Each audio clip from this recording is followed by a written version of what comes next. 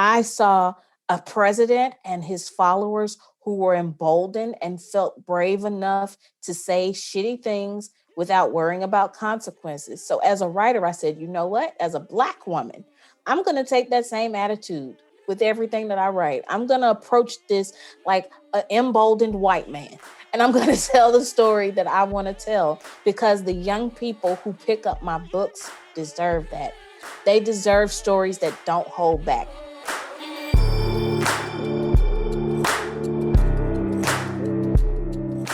Hello, dear friends. Welcome to the Let's Give a Damn podcast. I'm your host, Nick Lapara, and this is the show where I talk with people who want to live a meaningful life, people who give a damn. Thank you so much for being here. I truly hope this conversation gives you hope and pushes you to give more damns than ever before. Since the inception of this show, we've tried to highlight all kinds of incredible humans, including Black and brown activists, professors, writers, entrepreneurs, etc. And during this Black History Month, we're thrilled to invite a couple more truly astonishing humans onto the show. Next week, you'll get to hear my conversation with actor and activist Coleman Domingo. And this week, I'm thrilled to share my conversation with one of my favorite writers, Angie Thomas. Angie was born, raised, and still lives in Jackson, Mississippi. She is a former teen rapper and a current best-selling author. Like, she has sold a shit ton of books. Her first book, The Hate U Give, has sold millions of copies and has been on the New York Times Bestsellers list for 206 weeks. That's incredible. And it turned into a feature film that is also amazing. You should go watch that as well.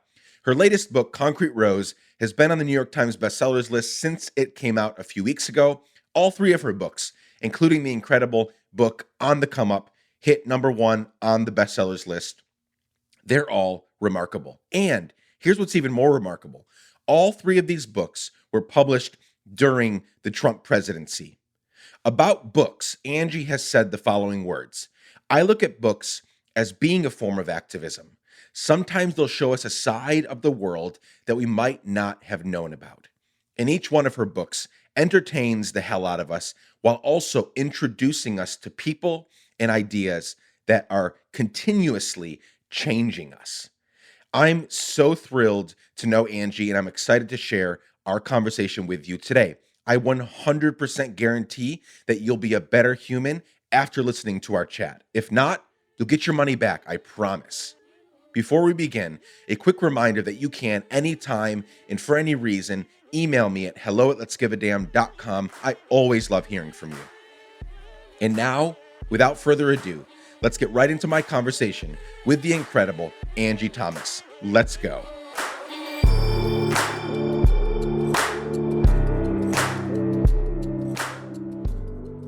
Angie Thomas, welcome to the Let's Give a Damn podcast. Thank you for having me. I love the podcast name, so it's an honor to be here just for that alone, if nothing else. Well, I hope you're not disappointed with the conversation as well, but yes, I do like it as well. It was kind of an interesting process how it's been interesting because I think we'll talk about faith in our conversation because I think we both have a faith background. I'm still in it very reluctantly, but still here hanging on for dear life. But yeah, at first I thought, man, I'm going to get some pushback from people. You know, damn is not the worst word. Like, it's not like I'm saying, let's give a fuck or something. Like I'm keeping it dialed back a little bit, Right. but it's still damn. And I've not gotten one bit of pushback from even some, conservative Christian friends that I still have. Like somehow it just communicates well and it gets people going. So thank you for mentioning the thing about the name. I appreciate that because I like it too. I like it too. So glad you're here. How are you feeling today? And today meaning a couple things here. We're 11 months into this global pandemic. Mm-hmm. Hell of a year last year, whether it was BLM protests, so much going on, a ridiculous, horrific presidency that is now over. Yes. We're a week. I think today marks a week, of President Biden and Vice President Harris.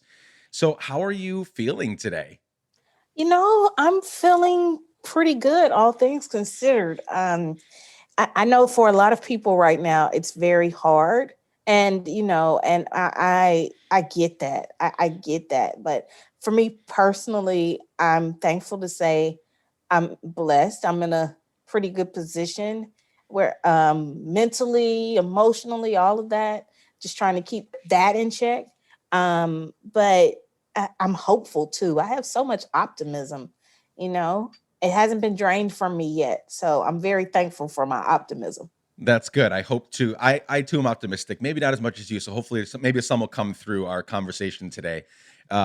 Mostly because, see, I'm working on one of the projects I'm working on the side is a project called COVID Zero. I'm working with this amazing legend of a physicist, Yanir Bar-Yam. He helped end the Ebola crisis outbreak a few years ago. He's a legend in pandemics, and as we're having all these conversations with people and organizations and different influencers trying to get people on board with this idea of, hey, we can get to COVID zero way quicker than it's projected if we just do what New Zealand and Australia and Thailand and other countries have done. Like, it's possible. Yeah. And there's just people are so like tired at this point, right? 10 months, 11 months in.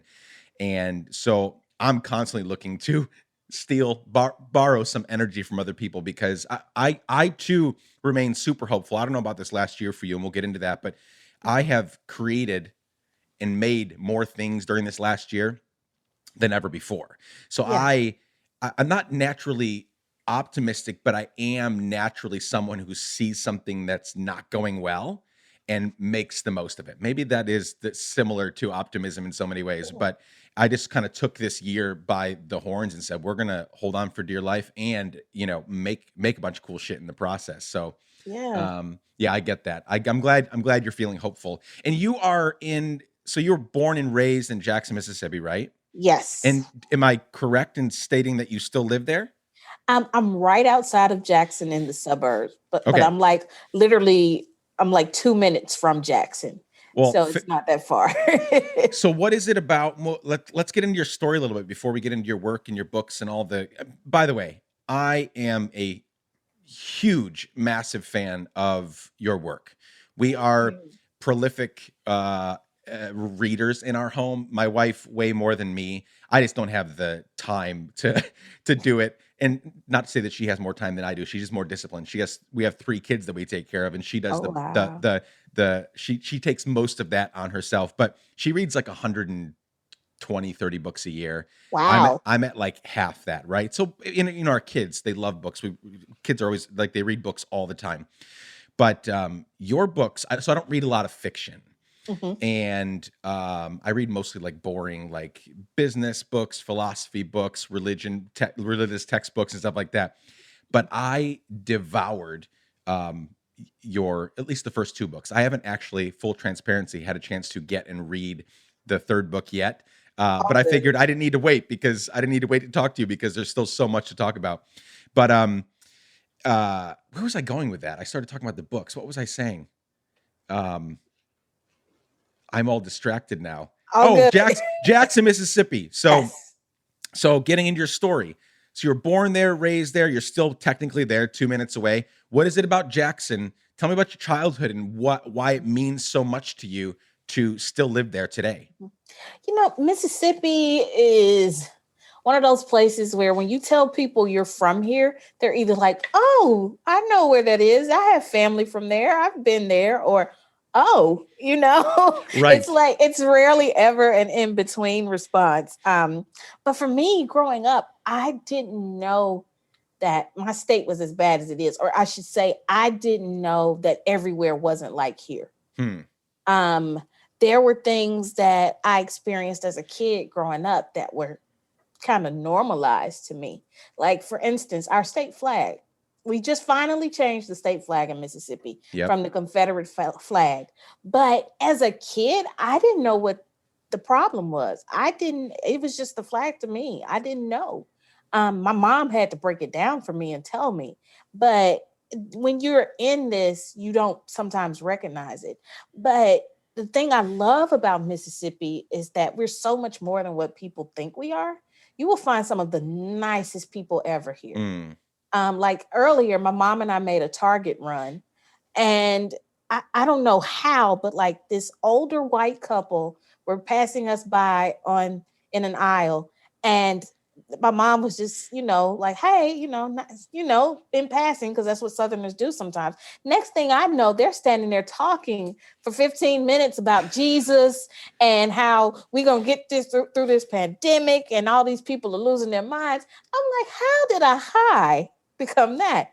But that's a sum of Mississippi in a nutshell that people don't know about. So I grew up here seeing Southern hospitality personified. Mm, I didn't see the KKK. I've never seen a KKK member in my life, at least not in their costume. You know, sure. I've heard of things, of course. I knew of my state's history. I was never unaware of it. I mean, I grew up in a neighborhood that was once the home of Medgar Evers. Mm, My mom heard the gunshots that killed Medgar Evers. mm, So I knew about these things, but the Mississippi that I knew and grew up in was different from the one everybody else on the outside seemed to think it was. So now as an adult, I see more and I understand more and I see some of the problems more that lie here. But I also recognize that there are so many young people who, like me growing up, they didn't see people like them doing the things that I do, not from here. sure. You have some who are from here. I mean, we got some pretty big names from here, like Oprah, but kids aren't going to Target and seeing Oprah, Right. Therefore, there's this disconnect, and it feels like, can somebody from here, who looks like us, who's within reach, do something on a wide scale? And that's the main reason I stay. This last year with the obviously the Black Lives Matter movement is not 1 year old, right? But it really, I mean, it peaked Mhm. this past spring and into summer. What was it like living where you live? Because full transparency, I'm on the you said there's two kinds of people when I mention Mississippi. I'm on the side that's like, oh, okay, you live there. I mean, I've been not to Mhm. Jackson, I've been to Mississippi, but yeah, it's one of those places where you're like, I have no reason to move there. Right, I don't dislike it, but like, why Mississippi? There's so many right. other better places to be, right? That's my thinking. But I love there's something special also about being in a place for a long Mhm. period of time. You Mhm. get to know it and feel it, and like, yeah, you can know things about that place that most other people that have transplanted there can never do. I born in New York, grew up in Guatemala, traveled the world from, I mean, I was lived out of two suitcases for 6 7 years before I got married, and we've lived in now 4 different states since getting married, right, with our three Wow. kids. And so like, I'm the exact opposite. Like, Yeah. I don't have my sense of adventure is, it's very keen, it's very honed in, and I am full when it comes to adventures. I've seen the world and then some, and I'm very grateful for that. But I get a little bit jealous when I hear, of people that have been in a place for a long time, Mhm. um, because that's something that maybe, I mean, we hope to find home, Yeah. where we can just like root down and still have our adventures, but like have home. And I haven't found it in my mid 30s. Like, um, but there's something that about a place that I have no idea what that's like, because I've been on the Mm, move. I've been on the move since I was a kid, you know? mm, So that's special, right? Like, you know Jackson so intimately, you know Mississippi so intimately. mhm. Um, so be living in a place like that through this past year, Yeah. what was that like? Mhm. It's been interesting. It's been a little frustrating at times, but also eye-opening. Mm, Um, there was a big Black Lives Matter rally here, march and rally here at the state capitol this past summer. And it was reassuring, and it showed the Mississippi that you don't see on the news. Because sure. when I was at that rally, I saw people from all walks of life there, not just Black people. There were white people there. There were Asian people. There were Latino people. People from all ages, age ranges, from all socioeconomic backgrounds, saying Black Lives Matter. And there were thousands of us. And that's not something you see on the news. Mississippi kind of competes with Florida for bad news. It's Yeah. like, there's Florida man and then there's Mississippi, just not Mississippi man, just Mississippi, period. Yeah. But that image is what I think of when I think of my state. I think of all of those people who are here who do give a damn, Hmm. who are caring, who do care about this, and who do want change and progress in this state. We are making some changes, and this past year we saw some changes. Besides our state flag changing, at least they finally legalized marijuana too. Right. I so this past year, again, it's revealed some stuff. I found myself frustrated at our state officials every single day, cursing them out. Yep. I'm sure a couple of them have blocked me on Twitter. I don't even care. Uh, I've gotten into it with them before in public. Good.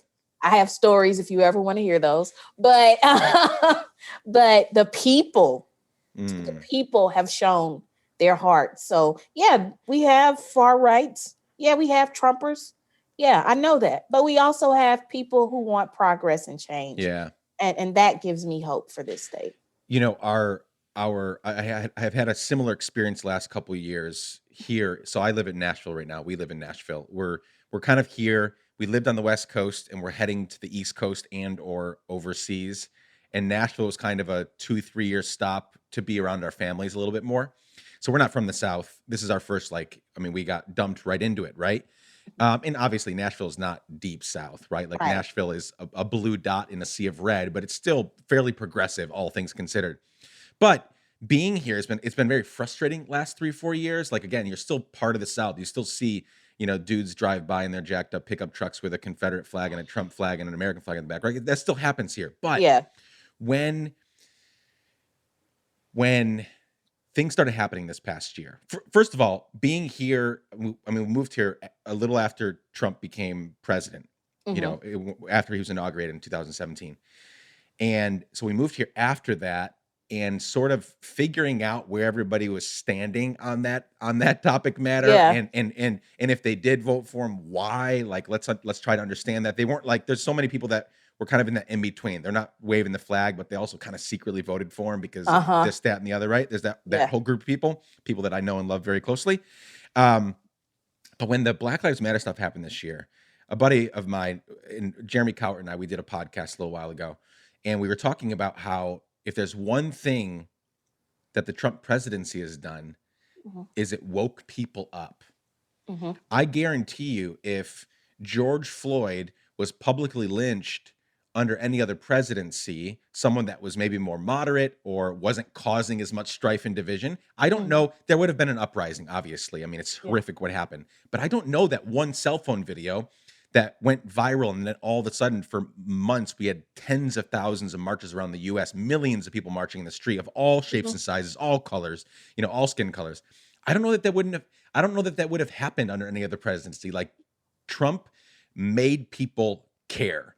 Yes. I mean, all of a sudden you have people, much younger than me, knowing how the government works, knowing, the name of forget their senators, like finally figuring out who their mayor is, who their city council members are, like who's Yes. running shit around here, and do I like them or not? Should I vote them out the next time? Yes. So I totally agree, man. When these marches started last summer, I mean, I'm out there and I'm like, okay, not much has changed. There are some things that haven't changed. We're still carrying the same signs that women in Selma, Alabama were carrying in 1963. That hasn't changed. Police brutality is still around, etc. But what Mhm. has changed, if you look at the March on Washington, a few white people showed up, tens of thousands of black people showed up, right? Like it was all Mhm. black people. They were there for the revolution. Now, Mhm. 50 years later, I mean, everybody was Yes. represented in these Black Lives Matter marches. And so now you have young people, the Trump presidency caused AOCs and Ilhan Omars to like rise up and say, I'm running for office. Yes. It's caused young people to say, I can do this. Like I can speak up, I can have my voice heard. And so although it's been a horrific 4 years that are now over, not to say, I mean, I don't idolize any president, any politician. They're all kind of shitty and, Yeah. and kind of good, right? But at least what that presidency did is it woke us up, right?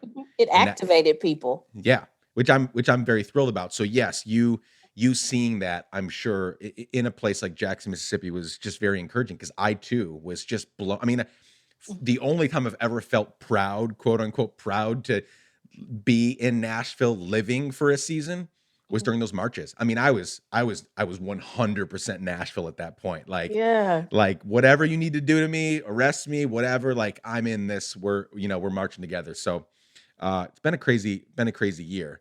Did you Yes. ever move away to get out of Jackson, or have Mhm. you always been just stayed right there? Did you move away for college or anything? I didn't. I've been here. But honestly, before I became a published author, I'd never really traveled outside of the state of Mississippi at all. So Wow. like my life really changed when that book when my first book got published, as far as travel and stuff goes. But I am in the process of getting a place in Atlanta, because I do want something different. I still want to Sure. have roots here. I still want to have a presence here. I still care about here, and I still want to be involved to a degree. But I think also it's time for some changes too. So I'm in the early process of getting a place in Atlanta, getting a condo, and making that change in my life so that I can slowly but surely inch out of here a little bit.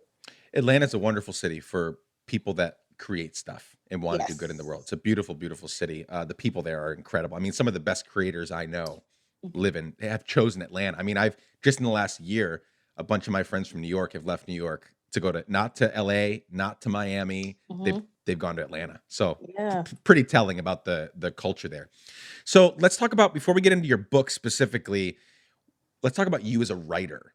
Mhm. Um, because this is not, I want to talk about a few different things, like very practical things about how did you start writing, when did you start writing, what was prompting you, but also let's get into the dynamics at play. Like this did not happen overnight, right? Like Oh, you have one book that's been on the New York Times bestseller list for 100 and something weeks, right? Like just insane, right? But that yeah. doesn't happen overnight. So we'll get into that, but let's just start very practically. When did you know that you wanted to be a writer? I knew I wanted to be a storyteller first, maybe not so much a writer, because I didn't know what writing necessarily was at that time because I was about 4 years old. Oh, wow. My mom would read me bedtime stories. And if I didn't like the way that they ended, I would tell my own version. So, like a prime example is Green Eggs and Ham. I was a very stubborn and strong-willed 4-year-old, and I thought it was crap that he liked green eggs and ham at the end of the book. Sure. So I was like, "Mommy, no, he should not like green eggs and ham. He should not like them." Then she was like, "Okay, baby, write your own version." So I got my little crayon and I wrote in the book, "I still don't like green eggs and ham. I still don't like them, Sam. I am." And so Amazing. so that was like those were the early stages of me loving storytelling. Then when I got a little older, like I was in third grade writing stories. In fact, I found the first book I ever wrote in third grade the other day, and I posted it on Twitter. But my teacher would let me read these little books that I wrote to my classmates, and that really just lit the spark within me. But as I got older and I was a teenager, I got away from books and writing. And I recognize now that it was mainly because I wasn't connecting with books Mm, as a teen. Like Twilight was huge when I was a teenager. And I have nothing against it, but I couldn't connect with that. And I thought that meant that young adult literature was not for me. So hip hop was how I got my storytelling fix. And it was how I decided to tell stories. I started rapping when I was about 13 years old. And I'd write raps and poems and try to perform them and this and that as a form of storytelling. But I wasn't very good at it. I wasn't very good at sure. it. But it was a way to express myself. But I knew I wanted to write stories. I knew I loved storytelling. I just wasn't sure how I wanted to do it. So when I went to college, I decided, why not study creative writing? Why not give it a shot? At least for a semester or two. You can always change your major at some point. Even if that means you're here a little longer, it's okay. At least give it a shot. So I took screenwriting classes, poetry classes, journalism classes, fiction classes. And it was in those fiction classes that I realized, okay, I like writing stories. Maybe I should write books. Maybe I should become an author. So again, it was something that was always there. It just took me a little bit of time to figure out that this was the avenue I wanted to take. Did you ever, what was the first thing you ever had published, like a short story or something? Mhm. Did that happen in school, or when did you start, like, in other words, a lot of this you're writing to yourself, really. You're people aren't seeing what you're writing. What was sort of the first thing you put out there and said, "Hey, everybody, look at what I've written"? Because that's always especially as a teenager, as a young person, Yeah. that's scary, right? You're in Yes. you're in the peak place of your life, seeking approval from others, right? When we get Mhm. when you get to our age, it's like, fuck it, like, I don't care what people think, I'm going to be me, Right. right? But there's these years where you need that so badly. You need people to approve of you. So what Yeah. was the process of actually saying, "Hey, everybody, here's what I've written"? Mhm. The first thing I ever published or got published was a short story in my school's literary journal. And that short story, ironically enough, ended up later becoming The Hate You Give. Wow. Yep. So that was the first one ever. How many years in between those two things happening? Mhm. That was in 2011 when I did that short story. And I didn't decide to write The Hate You Give as a novel until late 2015. So that's about 4 or 5 years in there. Yeah, it took me a while to get the guts to do that one. And what is your uh another practical question? What is your writing process, right? Everybody does it differently.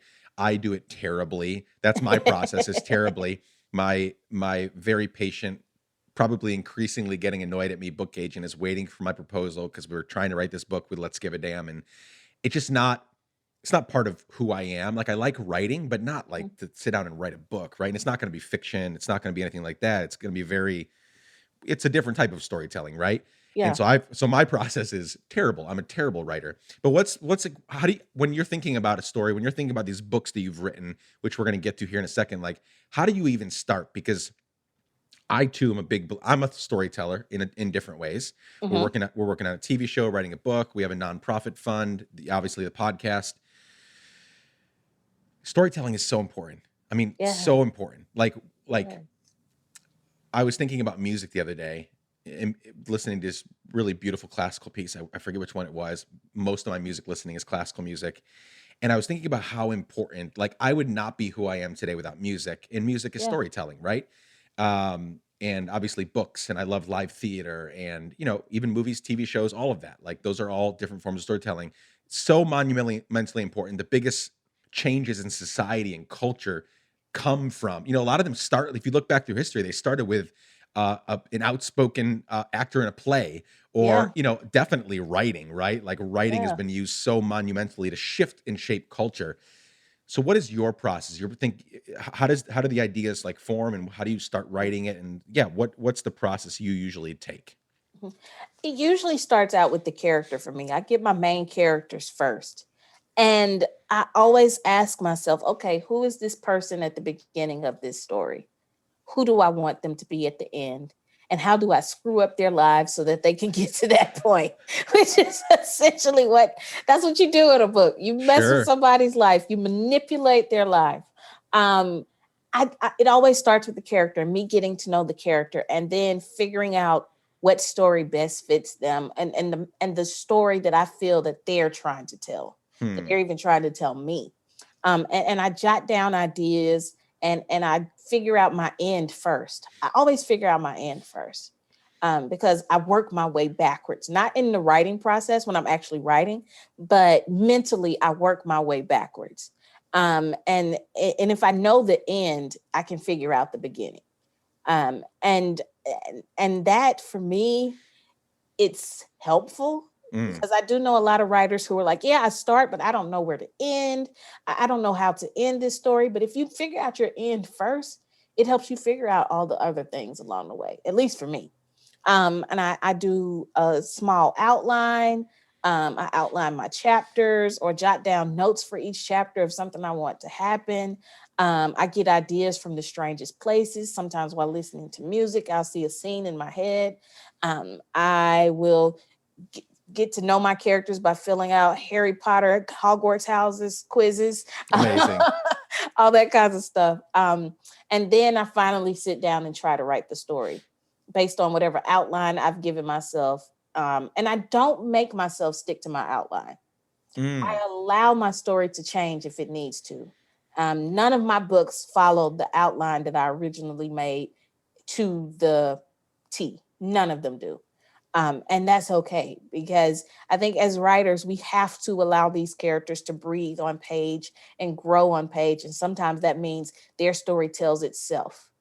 And that helps me in so many ways. So eventually I get a first draft done, but the biggest part of writing is editing. So I spend more time doing edits than I do drafting. But that's it in a nutshell. Do you like for, to end up with the Hate You Give, right? What is that? 250, 275, 300 pages or whatever it is, like is the editing process like you end up with a story that's like 500 pages or 400 pages and you got to like dial it back, or is it more refining? What does that process look like?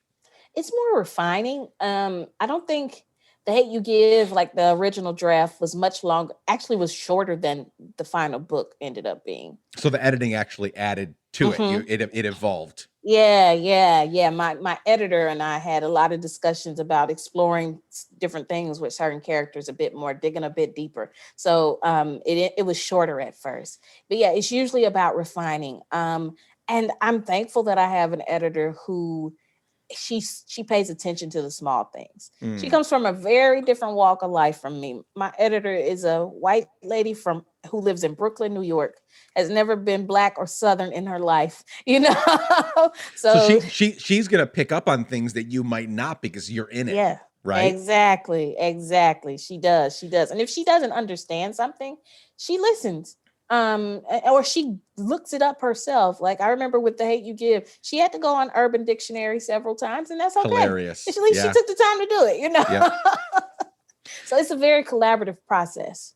I love that. I mean, that was super helpful even for me. I loved hearing about that. So let's talk about your I'm going to say something very tongue in cheek. Let's talk about how Angie became an overnight success. Let's talk about your big break, because um again, you're writing and writing and writing. So, you're figuring out from the age of 4 on how to be a storyteller. You're figuring out where you fit in that. One time it's editing Dr. Seuss books, another time it's writing raps and rhymes and trying your hand at that.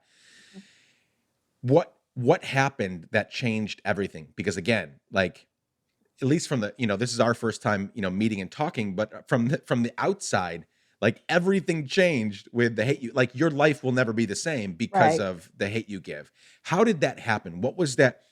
What was the moment that led up to this whole thing sort of exploding? Okay. Well, I have to go back a little bit, Go for it. and look back at when I decided to even write that as a book. Before I wrote The Hate You Give as a novel, I wrote another book, another manuscript, and I sent it to agents, and that book got about 200, 300 rejections. Um, and it hurt. In fact, my literary agent rejected me like twice. I hold that against him now sometimes. But I got rejected and rejected and rejected. And finally, I just had a conversation with myself where I was like, you know what? Maybe it's time to just put that aside. Maybe this isn't the right moment for that. Because the thing about publishing is it could be a good book, but if the market isn't right for it, Sure. or this, and this, so many factors go into the decisions agents make. So I decided, okay, maybe you should look at that short story you keep thinking about from back when you were in college.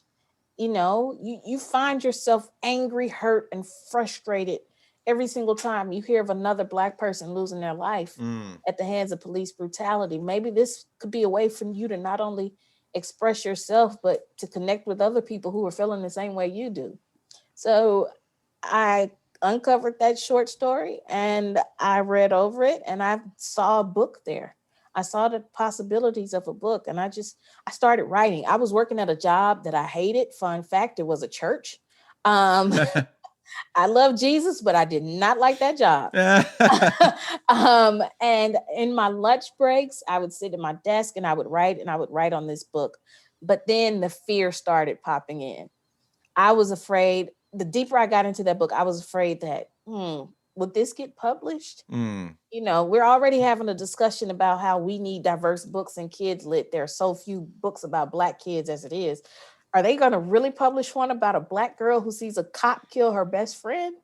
So all the doubt started pouring in. sure. And I was on my computer at work one day and I was browsing Twitter, and this literary agency was having a question and answer session. And I just got the idea, you know what? Ask them about this. So I asked in this Q&A, would a book about Black Lives Matter be appropriate for young adult literature? And an agent responded and he was like, I don't think any topic is off limits. It's just about how you do it. I'd love Mm, to read that myself. mm. And so I said, okay, well, I'm finishing up my edits. And as soon as I'm done, can I send it to you? Yes, please. So Amazing. I finished my edits. I send it to him. He reads it and he offers me representation. Mm, I sign with him as a client. He works on the manuscript with me. He edits it with me, gives me notes. We polish it up. He submits it to publishers.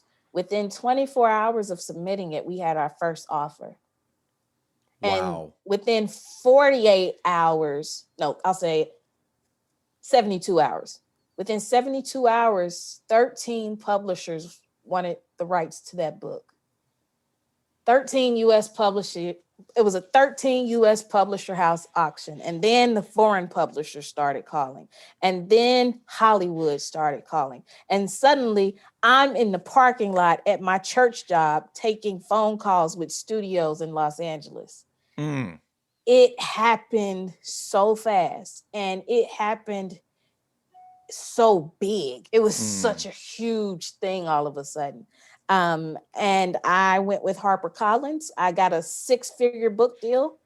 And my life was suddenly changed. I mean, within weeks, I was telling that job, bye, you know, it happened like that. So what I always tell people is I'm proof, if nothing else, that the thing you're afraid to do is probably the thing you should do. Mm-hmm. I was so scared to write that book. I was so scared to tell that story. And had I let my fear control me, I wouldn't be talking to you right now. And also, you had this previous bit of your story that you just shared about how you got rejected so many times with Mhm, that other book idea, right? mhm, I find that so many people, they give up. See, we don't have the luxury in life of seeing whether our big break, quote unquote big break, happens after hurdle number 32 or mhm, 365 mhm. or 2. Every once in a while somebody gets really lucky and they're a kid and something happens and boom, they're off to the races. Yeah. We don't have the luxury of seeing that, which Mhm, which means we have to know ourselves really well. mhm. We have to encircle ourselves with people that know us well and that they have permission to speak into us, into our lives, and help us out. And we have to group all that together with perseverance, just good Yes. plain perseverance. If Yes. this is something I believe in, I've got to keep going. There's another like great, real quickly, a great story that's happening right now in the world. There's a guy that's in a very loose acquaintance that I'm going to do a podcast with him soon, named Thad Cockrell, Mhm. and Thad's kind of blown up right now because of Jimmy Fallon. So Thad, at the beginning of this year, he shared this story on his Instagram the other day. Beginning of this year, they put out a record last year, and they had a whole tour built up around it. All of it's gone because of the pandemic. Yeah. So he comes into 2021 just very self-aware that maybe I need to go look for something else. Like I've just been going and going and going and going and going, and nothing's really happening, right? So this he writes this kind of letter manifesto thing to his manager and says, we'll keep doing music on the side, but I got to go look for something else. Well, at that same time, Jimmy Fallon is walking through a hardware store in his neighborhood in New York and Mhm. hears a song go over the radio. It's one of Thad's songs. Jimmy Fallon Shazams it, says, Wow. "Who is this Thad Cockrell guy? This amazing song called Swingin'." And the in fact the chorus is so like it's it was a God thing that, and I don't say that very lightly, Mm-hmm. that song was playing because the whole song is, if I'm gonna go down, I'm gonna go down swinging. So that Wow. song is playing. Jimmy hears it. Thad's manager calls him up the next day and says, we're not even going to talk about your letter. Jimmy Fallon called. You're going to be on the Tonight Show next week. Wow. He goes on the Tonight Show. Right now, that song Swingin' is the number one song on iTunes. Like, Wow. of all iTunes, number one song, top song. Wow. And, you know, he did the Tonight Show. Then he was on the Today Show this morning. And like, I love your story. I love Thad's story. I love these stories of like, you can't give up. Like if it's something you believe in, like keep shifting a little bit. Like maybe, Mm-hmm. you know, we obviously have to make these pivots in our life, Mm-hmm. but keep going, right? That's the bottom line, is like, keep going. You never know when a Twitter exchange is going to literally change the course of your life. Yeah. It only takes one yes. You may get a million no's, but it can only take one yes Yep. to change everything. That's it. So you have to keep going for that one yes. That's all. So let's talk about this book. Well, let's actually real quickly. Uh, this book that we're about to talk about, Jill Biden has it on her like nightstand or whatever right now. Is that the first lady gave you a shout out the other day, right? With your, it was for The Hate You Give, right? Not on the Come Up or Concrete Rose, right? Right, right. It was for the hate you give. My friends were joking, like, she's a couple of years late. I'm like, Yeah, listen, it she's doesn't just, matter. it's fine. I don't care how late she is. Jill Biden's been a little busy the last few years, you know, Yeah. figuring out a bunch of stuff. No, that's really awesome that the first lady is or will be reading your book super soon. So 2017, you write The Hate You Give. It has been on the New York Times bestseller list for 172 weeks. I think it's Like 200 something now. 200 something. Yeah, I we're must approaching 4 years. I must have seen a outdated number. All Either good. way, that's a lot of weeks to Yeah. be on any list, and it's still there at number one. And we'll talk about on the come up in a minute. That's on the list as well. Like, you know, dozens of weeks as well. Just insane. I mean, I'm so many congrats for all of that. Why don't you explain for those that haven't read the books, kind of give a synopsis of The Hate You Give, and then we'll go into On the Come Up as well, because there's more I want to talk about. I don't want to spend a ton of time on the books themselves. I want to get more of your story here, because I want everybody, if they haven't read your book already, to go buy the books, like all of them. They're all incredible, right? So give a synopsis of The Hate You Give. Well, The Hate You Give follows 16-year-old Star who finds herself navigating two different worlds: her mostly Black poor neighborhood where she lives with her family, and her mostly white upper class private school. But her life is turned upside down when she's the sole witness of her childhood best friend Khalil being killed by a cop. Khalil is unarmed, and what Star does or does not say can not only impact her community, but it could end her life. That's The Hate You Give. And it got turned into a movie, right? Yes, As well, yes. which is super insane. How was that experience? That was, I did not believe that that was going to happen until I walked onto the set. That whole experience was a dream come true. I used to tell my mom when I was little that one day I would write something that would end up on the screen. Amazing. And she had to remind me of that when it actually happened. I think what was so humbling about it, though, was knowing that hundreds of people came together to bring to life something that started with me sitting at a computer. I'm so appreciative of every single crew person who worked on that film, down to catering. And it's humbling and it's an honor. So we're getting ready to do it again with On the Come Up, and I'm like, wow, this is my life now. I mean, that's just insane. I mean, think about, so many books get pitched, right? Thousands of books are being pitched right at this moment, right? And Yeah. only a few will get published. It's even less of a percentage for films because they Mhm. cost so much more to make, right? Yes. And that this got turned, and I'll be honest, like again, I told you sort of what my reading preferences are, and they don't typically lean fiction. I could not get enough of these characters. You did such an incredible job. I mean, I felt like before I even watched the film was great too. Again, sometimes when you read a book and then read the film or watch the film, they're not the same. One Right. one is way better than the other. I thought both of them were fantastic. Like the Yes. film was, I mean, I watched it for the first time on a plane, going from here to New York, and Uh-huh. I mean, I'm sitting in the seat just like bawling like a baby. Oh no, I I'm mean, sorry. no, I mean, it doesn't take much to get me crying anyway, but just like it's such an impactful story. And how much do you think that the current events were influencing your writing? Like how much, obviously, you have your experience as a black woman growing up in the deep South. Mhm. You said you've never seen a I like how you said when you referred to a KK person, you said in costume, because it truly is just a It's fucking a costume. costume. Like it's just a costume. We're not going to take you seriously anymore. But you Like never seen that. it's like a giant sheet when you're playing a ghost. It's not even Like a good costume, right? Like I know. at least dress up like Iron Man if you're going to try to act all badass. It's just a sheet over your head. But Yes. we haven't really gone deep on your experience growing up as a black girl and now a black woman in the Mhm, deep South. But I'm sure you've seen and experienced so many things that should never have happened, right? Whether it was to you or friends of yours or family members. mhm. How much but this was, again, all three of your books, all three of them, On the Come Up, or Hate Give, On the Come Up, and Concrete Rose, were all written during the Trump presidency. Yeah. Um, how much did everything that was going on in the world around you influence what you were writing on a page Mhm. in a fiction setting?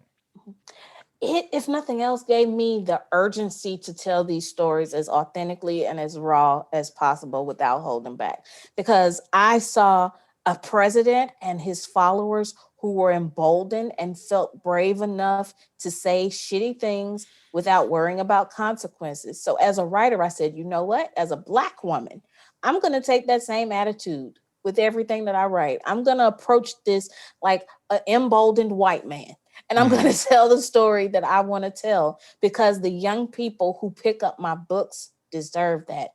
They deserve stories that don't hold back.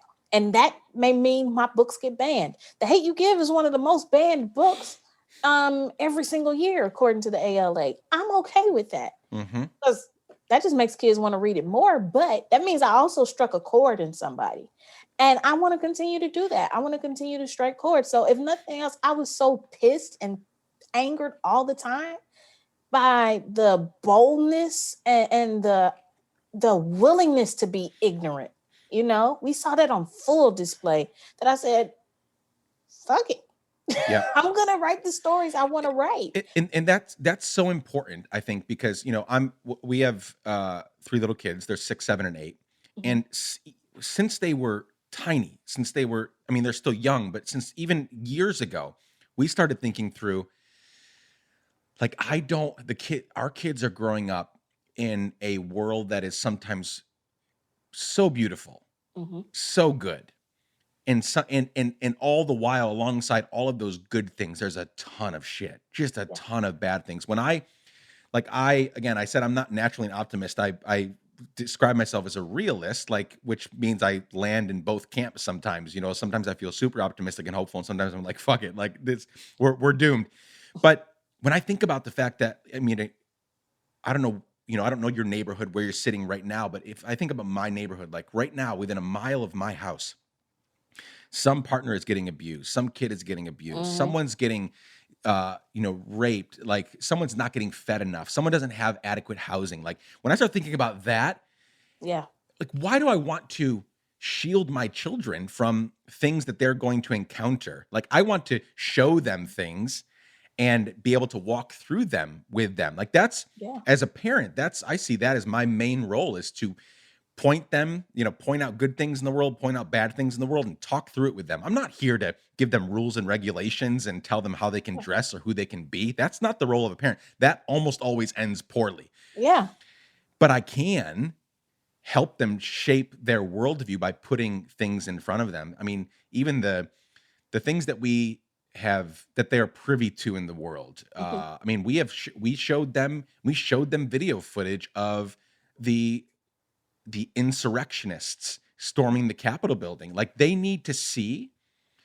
they need to see people doing that so that we can talk through it, and we can talk through what's happening, who's doing it, Yeah. why are they doing it, who told them to do it, like all Right. of those things, right? And when you shape them that way, then, you know, again, we don't idolize or worship a president, let alone, you know, the oldest president ever, Joe Biden. I mean, I like Joe, but whatever. There's a lot to say there. Yeah. But when, you know, when I mean, we all shed tears Hmm. on January 20. I didn't Yeah. make my kids shed tears. They were so overwhelmingly happy that Trump was out, and the first, you know, black and Indian woman was, you know, became the vice president. Like Yeah. all of those things happening, you know, and that's what happens when you don't shield your kids from the things that are actually happening out there, right? Absolutely. Like why would Absolutely. like the kid is hearing the word fuck at school, Right. right? So why are you going to be like, "Oh, that's so off, you know, that's so off limits and you're never going to hear that here and we have a guardian thing on our TV so you can never hear these things." It's like your kids already hearing them, and if you don't make it a Right. safe environment for them to talk about it, they're going to go to somebody else to talk about it, right? Exactly. So 90 F bombs show up in, you know, in right? It's something like Yeah. 90 of them Yes. show up in on the come up and it or the hate you give, and it continued, I'm sure, throughout Mhm. your I'm sure that's the same thing in Concrete Rose as well.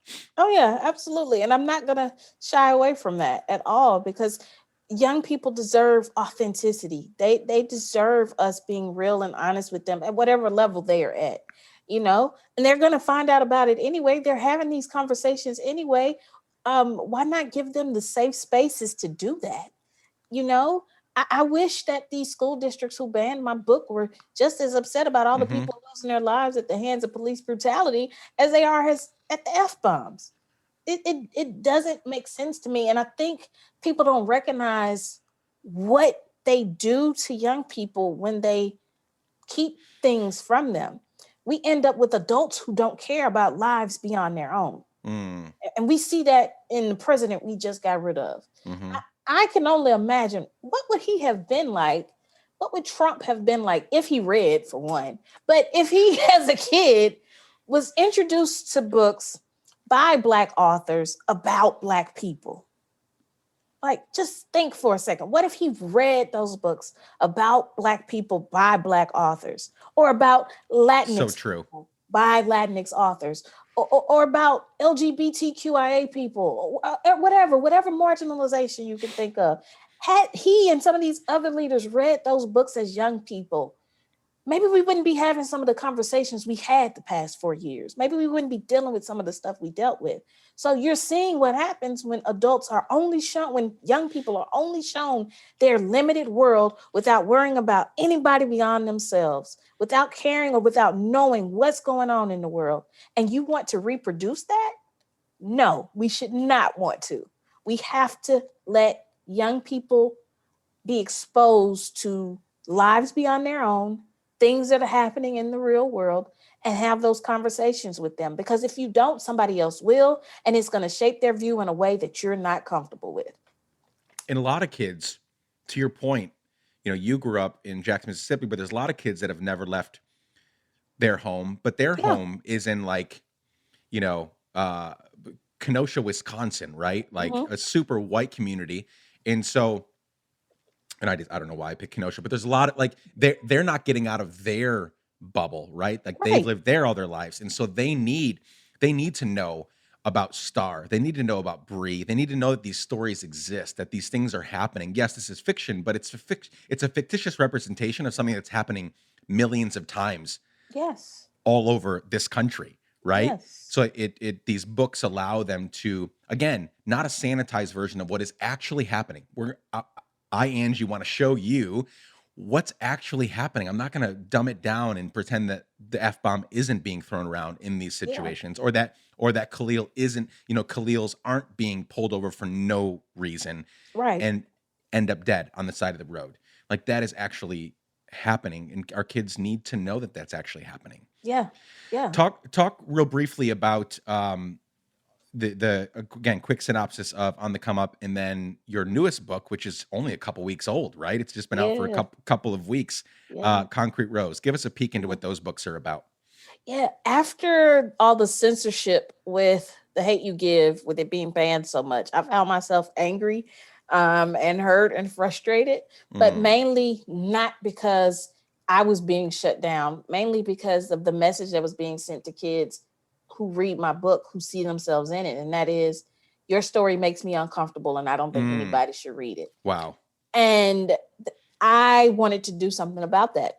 So I decided to write a book about a 16-year-old girl who wants to be a rapper and she finds herself censored. Brianna is 16. And again, she wants to be a rapper and she sees it as a way to help her mom out and help her family out. But her life is turned upside down when a song she makes goes viral for all the wrong reasons. And she finds herself in the center of a controversy too big for her to control. Um, but in the end, it's up for her to decide how to define herself and how to define her voice. I wrote that book with the Black girls in mind who are always told that we're either too much or not enough and never in between. Mm, I wrote it for the young people who were criticized for how they say things as opposed to people listening to what they're saying. And I wrote it as an ode to hip hop, which has been not just an art form, but a voice for so many of us, including me. So that's one to come up in a nutshell. Concrete Rose is a prequel to The Hate You Give directly, and it follows Maverick Carter, who is Star's dad in The Hate You Give, but in Concrete Rose, he's this 17-year-old kid who's known around the neighborhood for being the son of a former gang legend. But while his father is incarcerated, his mom works two jobs to take care of her and Maverick, and Maverick helps out the best way he knows how, and that's by selling drugs for the King Lord's gang. But then he finds out he's a father. And suddenly he has a baby who depends on him for everything. And when he's given the opportunity to go straight, he takes it. But when King Lords run in your blood, it's not as easy as walking away. And Maverick has to decide for himself what it truly means to be a man. So that's Concrete Rose. All three stories are connected in little bits and pieces. Maybe The Hate You Give and Concrete Rose are connected a bit more, sure. obviously. But that for me, it's always about showing these young people who are in these harsh circumstances, who still have beauty and who still deserve to at least have dignity, be seen as human beings, if nothing else. So that's my goal always.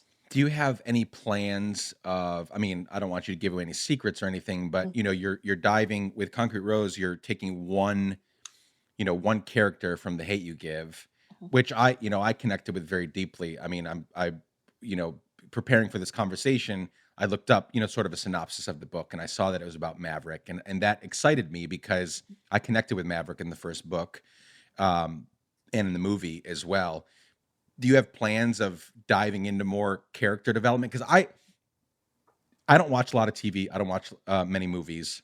I don't have time for it, frankly. I just have too much going on. I work too much, and I have 3 kids, right? So no, Yeah. no time left over. But when I do, I've got to spend it on shows and content and even books that do a good job at character development. Like that to me is supremely important. There's one show that my wife and I watch together, and it's This Is Us. I knew you And were going to say that. I just had a feeling that show is phenomenal. so that show just wrecks me every time. So I don't want to give anything away, but the latest episode, I don't know if you watched the latest episode with, Yes. this new part of like I'm constantly amazed that the writers of on This Is Us are able to build out such incredible storylines Mhm. from each person. I mean, this whole episode with Rand, finding out things about Randall's mom that he never knew, Right. like just so beautiful. We're just sitting over there like, holy shit, like how do they keep one-upping themselves And you know what's on funny? The screenwriter and director of that episode, her name is Kay Oyegun. She not only wrote that episode, she directed it. She's the screenwriter of On the Come Up. So fuck just yeah. That's amazing. That's so good. Well, it's so exciting to me. So again, I don't know if you're gonna like, I'm sure you have way many more books in you that will come out over the next years and decades, but I just love. I'm so excited. I'm even more excited now to read Concrete Rose because I just love that. To me, that means so much because people are so many times like a book and you get little bits and pieces from a character and then that's it. And it's like, no, I want to know. Mhm. I want to know so much about this person, right? And so now there's a whole Yes. book about Maverick. That's so exciting. Yeah, what we're hoping for is to maybe get a show going based around Concrete Rose because I feel there's still so much to explore about Maverick even after that book is finished. And there's so much to explore about the other characters who later become the parents in The Hate You Give, Lisa, Aisha, Mm-hmm. King. Um, and we're in the early process of talking about that. That's what I'd love to see happen. Um, but yeah, it's funny to me because you don't usually think of the parents in YA as being so popular. Uh, but these parents, there are a lot of people who want to know more about them. And I hope we get the opportunity to explore that a little deeper. So you've got the movie for The Hate You Give, which Mhm. again, everybody needs to go watch that. And then you're working on a movie for On the Come Up, Yes. and then possibly a show for Concrete Rose. Yes. You're a Renaissance woman. I mean, I'm I'm I'm thrilled to just be along for the ride watching you sort of develop all this. And I just love that I love that it all goes back to it's much more than that, but for the sake of this conversation, it all goes back to a Twitter exchange that turned Yeah. into a meeting, and here we are, what, 5 or 6 years later. Um, Super incredible, super Yeah. incredible. Last thing I want to touch on before we wrap up is what's going on. I've seen a little bit out there about Tough Act Productions, Mhm. and this idea of bringing diverse stories for young people to television and TV. So you've got your stuff that you're doing, Mhm. which is obviously taking off and doing well. But what's happening there, and obviously the stated goal is enough. It's wonderful, and I hope that it works. But what's sort of happening in the Tough Act Productions world? Mhm. Yeah, we're working on some stuff, getting some stuff going, getting this production company up and running and off the ground. On the Come Up is technically our first project, Mm, and so it's been amazing to be in the producer seat on that one. With The Hate You Give, I was executive producer, but it was kind of like one of those yeah. things of it's in name. Yep. I wasn't in on all the meetings and all the budget discussions. This time I'm in on all the meetings, all the budget discussions, and the creative discussions, all of that. So I have a seat at the table this time.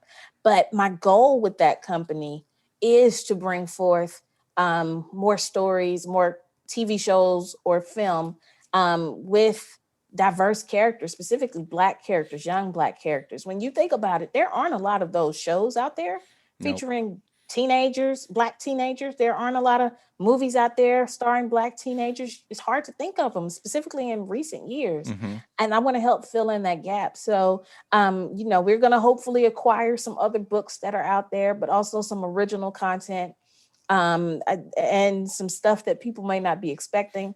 I have a TV show that I've been working on, that's more adult based, but I still think teenagers will enjoy it. I'm really excited about that. It's more in that college age range, which you don't see a lot of in books, unfortunately. Publishing Mm-mm. acts like that age range doesn't exist. Yeah, So it goes I'm straight from young adult to adult, right? exactly. And it's like, hello, we need stories about college or even that age range if you're not in college. But I get to write a show about that.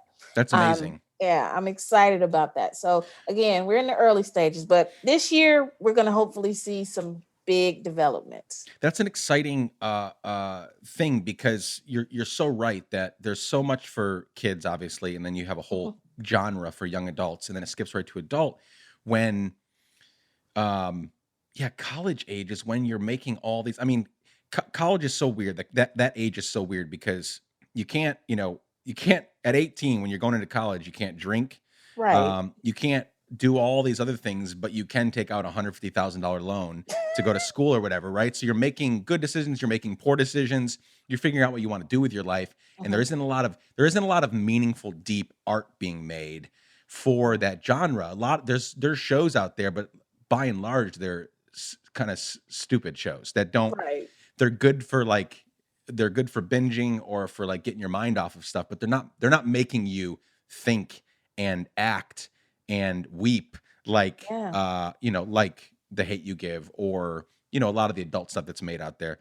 Mhm. um that's really cool. Yeah, I was actually thinking about what you just said before our conversation, about how there's just not a lot of representation for young Black actors. I watched most of Blackish, and Mhm. I liked Blackish for a lot of reasons, because they never shied away from a lot of these topics, right? When Black Lives Right. Matter stuff was happening, they brought it up, and obviously Yara Shahidi's become a beacon of hope for young people, right? She's become a voice all on her own. It's incredible to see her career sort of bloom and blossom. So I'm excited you're going to be in on these conversations from here on out. I love that.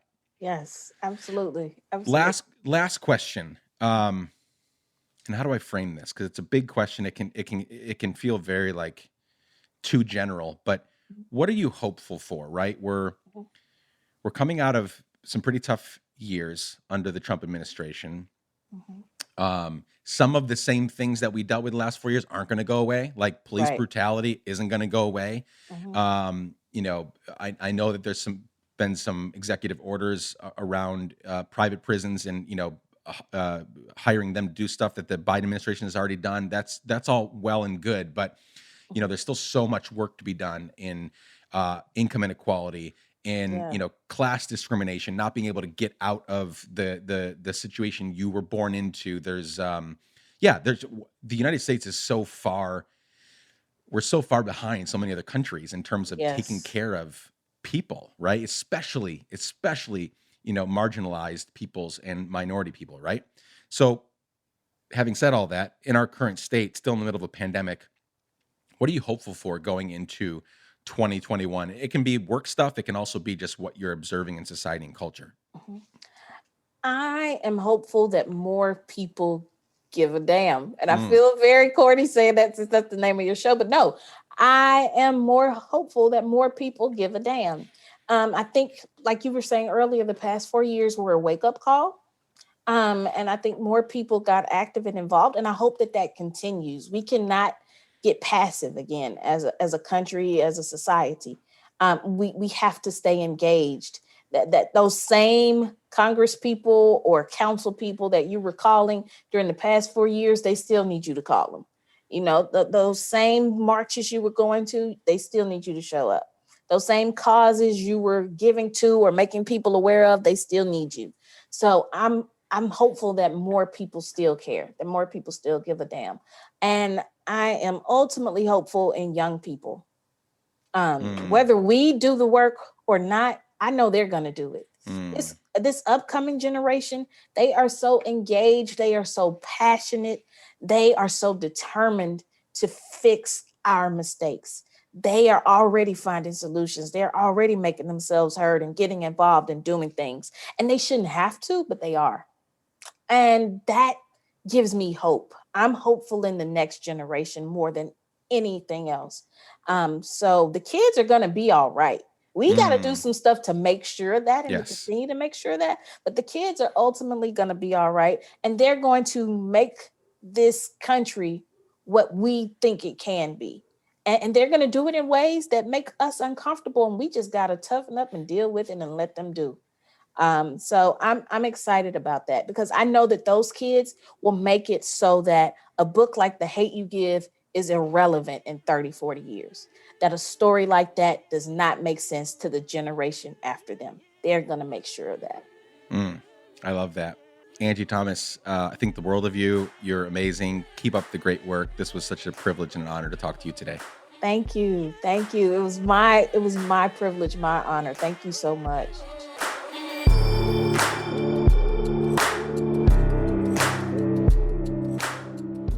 Friends and damn givers, thank you so much for joining Angie and me today. Buy her books post haste.